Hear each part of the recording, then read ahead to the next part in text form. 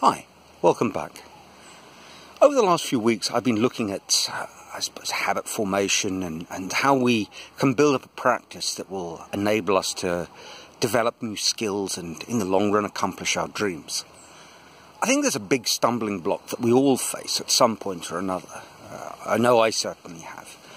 And that is that quite early on, after feeling that kind of rush of energy, I want to learn to do this, or I want to accomplish this task or perform at this level. We begin the process, but very quickly we are crushed by an overwhelming reality.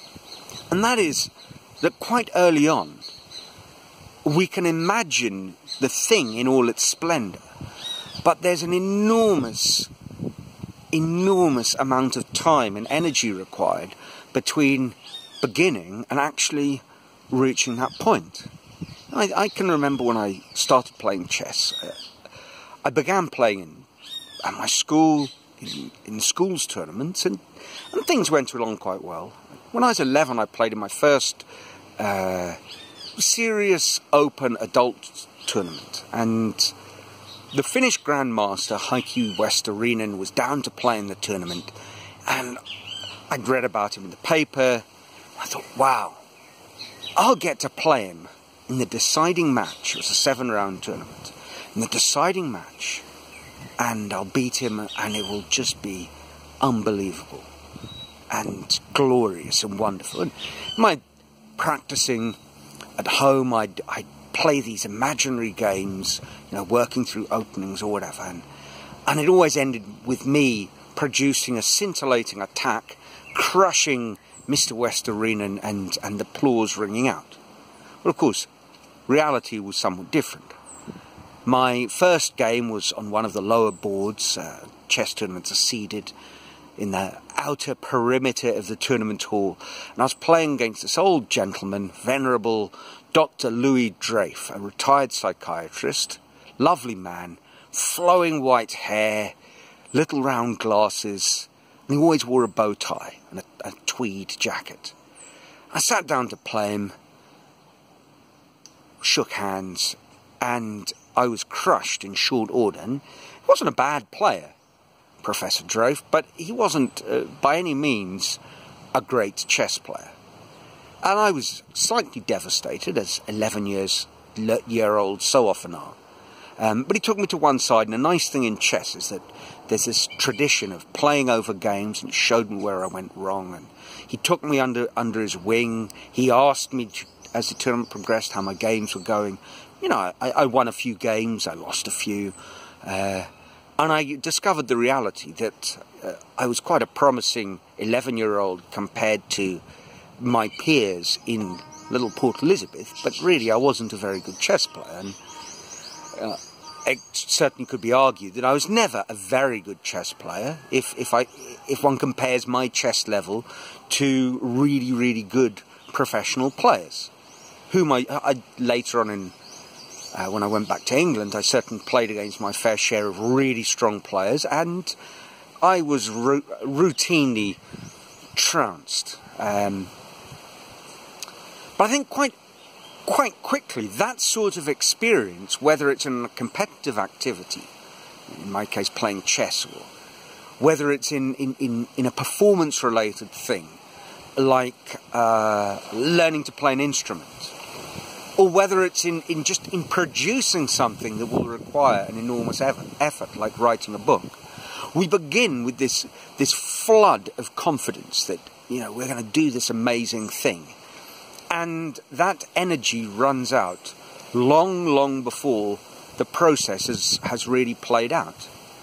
And again, thinking back on the activities I did at school, I guess I made progress, even though I was plagued by, as I've discussed before, the limiting fixed mindset, this success framework rather than growth learning framework, that in the end proved to be my undoing, I think, in a lot of activities.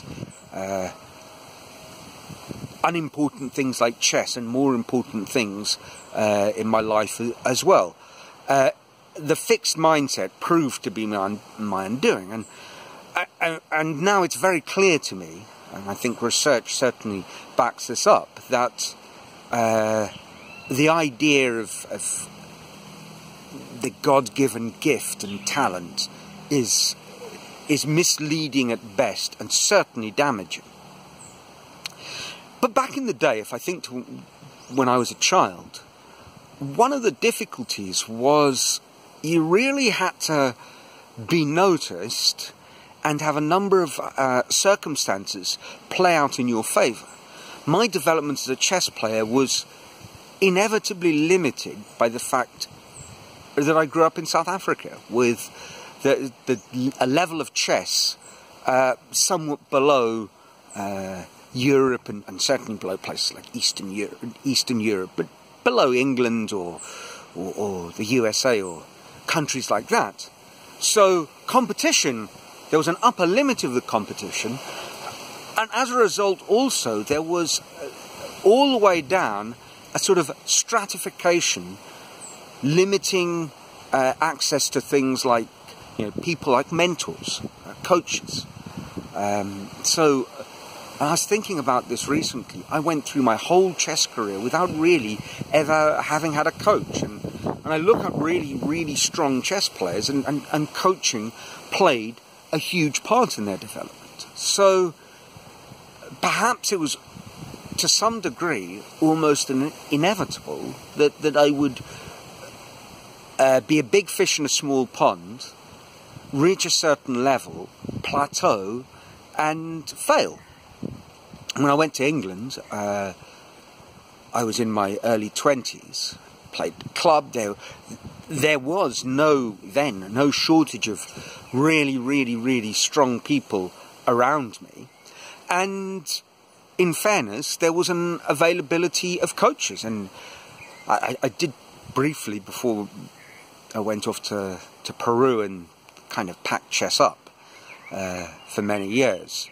Packed it in. But before I left England, I had a short spell when I was being coached, when I was paying for lessons, that's a better way of putting it, with a Yugoslavian international grandmaster, Siniša Drazic.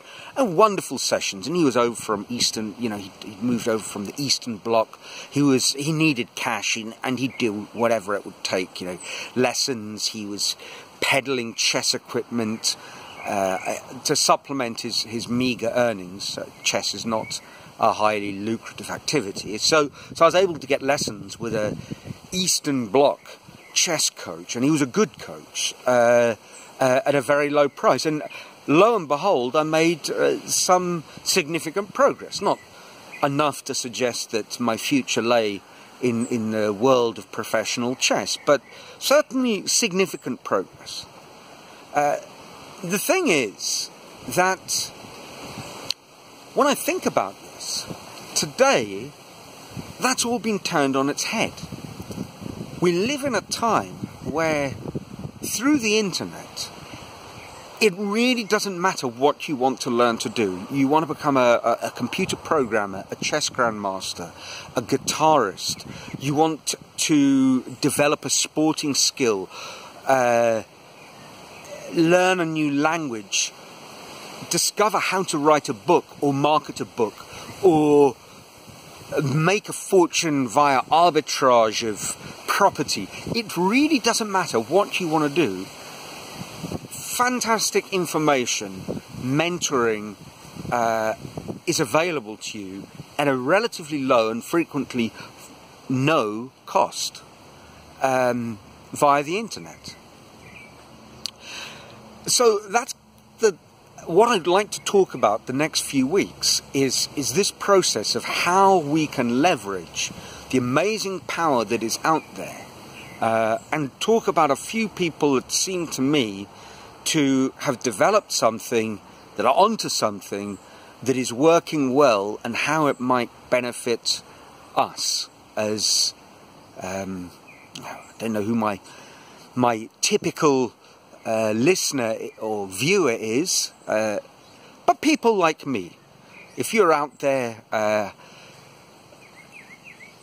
some sort of further education, and you have a job, but you have a nagging dream that you'd like to pursue, I'd like to talk about how we go about finding the support, how best to use that support, and where that might take us.